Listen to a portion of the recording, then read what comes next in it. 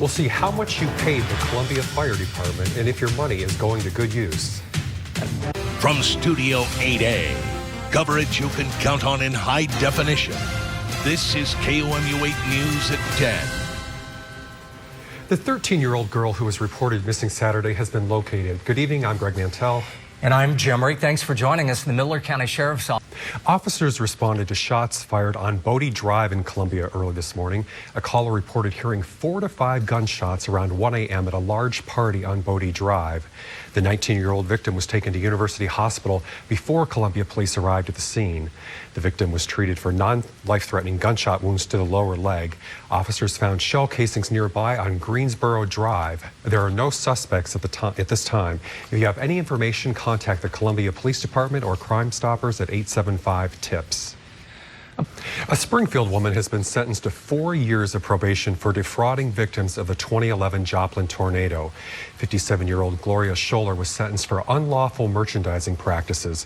Scholler and her ex-husband were also charged back in May of 2012 with taking $38,000 of insurance money from 3 Joplin property owners without performing the promised repairs. Missouri is facing a shortage of primary care doctors, and strain could grow as more people soon gain health insurance under the federal health care law. Missouri is behind the national average of primary care doctors, ranked 35th in the U.S. If the federal health care law is implemented on January 1st, it would require most Americans to obtain health insurance and provide subsidies to some. The Missouri Foundation for Health estimated an additional 350,000 Missourians could end up with insurance. Last year's dry summer conditions tested not only Columbia farms and residents, but also the city's fire department. The Brookside on College fire and the drought made it a memorable year for fighting fires in Columbia. But just how much did it cost? KOMU 8's Lucas Geisler shows how much you paid the department and how efficient it is. The city's budget for 2013 allotted nearly $360,000 to the department's operations. Currently, the fire department employs 135 full-time staff, or 1.2 firefighters for every 1,000 people. We saw a little bit of rain this afternoon after a few hot and humid days.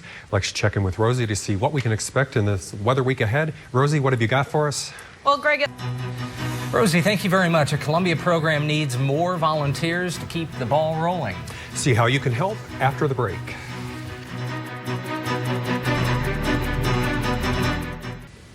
A Columbia basketball program still needs more volunteers. KOMU 8's Andrea Park explains how Columbia Parks and Recreation officials and members of the community may need your help to keep the ball rolling. If you'd like to volunteer as a coach, visit our website, KOMU.com, for more details. We head into the weekend. Jim, I know you want to bring up a fact right now. What I want to bring up? No, I want to talk about the UV index 10. That's the highest it's been all year. It's the highest it's been so far. 11 is the very end of the scale, but definitely up to 100. It feels like it's going to feel like 100. And last year, tomorrow was the first day that we hit triple digits. Yeah, we're going to feel like that, but we will not hit with them. Many more to follow. Rosie, thanks. Sure. Thank you.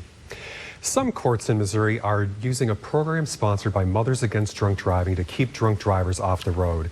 Organizers say it's working, and I talked to a survivor of drunk driving who agrees. He went through a lot, but now he's trying to help others. Take a look. You can see bone fragments and stuff of me. Jerry Mitchell never saw it coming. He was riding his motorcycle back to his hotel room from Harley-Davidson's 100th anniversary party in Milwaukee in 2003. A drunk driver crossed over in a lane of traffic and took me out head on. You can tell that's where my leg was hit. The side of the car smashed Mitchell, throwing him into the nearby brush. I sideswiped all the way down. He lost his leg and suffered traumatic brain injuries that still affect him.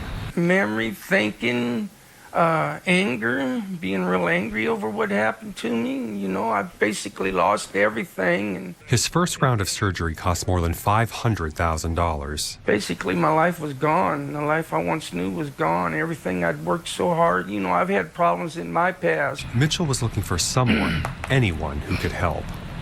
That was when he joined up with Mothers Against Drunk Driving to participate in monthly victim impact panels.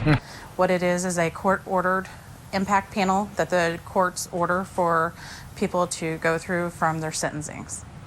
Organizers say anywhere from 15 to 45 people attend the impact panel each month. People come for offenses ranging from drunk driving to fake IDs or shoplifting. Volunteers, accident survivors, and speakers from law enforcement show offenders how their crimes affect their victims. Mitchell says he doesn't preach. I've sat where they have sat in my past. You know, I've had a drug problem in my past. But he also wants them to know the damage drunk driving causes. You know, me and my family's had to suffer throughout all this. You know, I've not been able to provide like I used to be able to. Perkins says she doesn't have research on the effectiveness of the program, but says she's never seen someone come back to the program once finished. So he would have been. The VIP program meets the third Thursday of every month at the Arc Center in Columbia. It's open to the public. Thousands of runners showed up in Boston today. We'll take a look at the first big race after the Boston Marathon bombing. In your national news, the winner of the Boston Marathon returned to the city with a gift that holds significant meaning. Lalisa DeCisa presented his winning medal to Mayor Tom Menino, saying through an interpreter that he and his Ethiopian teammates stand in solidarity with the people of Boston. DeCisa ran this morning in the BAA's 10K, coming in second this time around. This was the first major race in Boston since the marathon. The former NSA contractor wanted by the U.S. for leaking classified documents reportedly left Hong Kong for Moscow today. This move appears to be Edward Snowden's first step in a journey to seek political asylum in Ecuador. American officials tried to thwart Snowden's escape, but Hong Kong authorities said they lacked complete information to prevent his departure. It's the final night of preparations for prosecutors and defense on the eve of the George Zimmerman murder trial. Zimmerman, the former Community Watch volunteer, is charged with shooting and killing Trayvon Martin. Tomorrow morning, a jury will begin the process of deciding whether it was murder or, as the former Community Watch member has told investigators, self-defense. Zimmerman has pleaded not guilty to second-degree murder. NTSB inspectors have begun their investigation into Saturday's air show crash in Ohio.